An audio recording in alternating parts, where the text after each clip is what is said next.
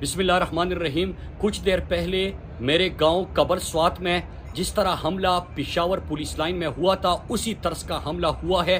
خیبر پختونخوا کی پولیس نے دہشت گردی کے خلاف قربانیاں بھی دی اور وہ فرنٹ لائن پہ کھڑے تھے اور انہوں نے ہمارے علاقوں میں امن قائم کیا تھا۔ آج ان کی کمر توڑی جا رہی ہے، ان کو دبایا جا رہا ہے، ان کو شہید کیا جا رہا ہے۔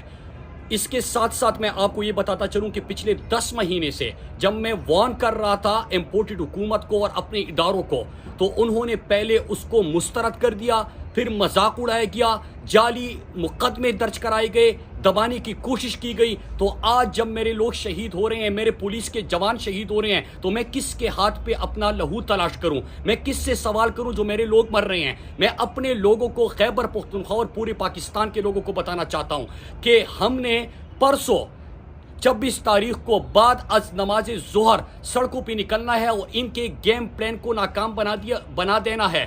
یہ جو ہمیں کسی کی لڑائیوں میں، یہ جو ہمیں ایندھن بنانے کے منصوبے ہوتے ہیں، جو ہمارے لوگوں کو ایک دفعہ پھر سے بے گھر کرنے کی سازشیں ہو رہی ہے، ایک دفعہ پھر سے ہمارے لوگوں کو آئی ڈی پیز کیمپوں میں بھجوانے کے منصوبے قائم ہو رہے ہیں، ایک دفعہ پھر سے 80,000 شہداء کے بعد جو ہم نے امن حاصل کیا تھا، آج ایک دفعہ پھر سے ہمیں بدامنی کی طرف دھکیلا جا رہا ہے، ایک دفعہ پھر سے ہمارے پولیس کے جوانوں کو اور ہمارے پاکستانیوں کو شہید کیا جا رہا ہے۔ اس کے خلاف آپ نے نکلنا ہوگا اور میں ان سازشی ٹولے کو بتانا چاہتا ہوں کہ یہ 2007 نہیں ہے، یہ 2023 ہے۔ لوگوں میں شعور آ چکا ہے، لوگ آپ کے گیموں کو مسترد کرتے ہیں، اس گریٹر گیم پلان کو مسترد کرتے ہیں۔ یہ آپ کو بتائیں گے کہ ہم پرامن لوگ ہیں، ہمیں کسی کی سازشوں میں ایندھن مت بناؤ، ہمیں کسی کے مقاصد کے لیے استعمال مت کرو، ہمارے جنازوں کے اوپر اپنے مذموم مقاصد حاصل مت کرو۔ انشاءاللہ پرسوں بعد از نماز ظہر آپ سب نے اپنے امن کے لیے نکلنا ہے۔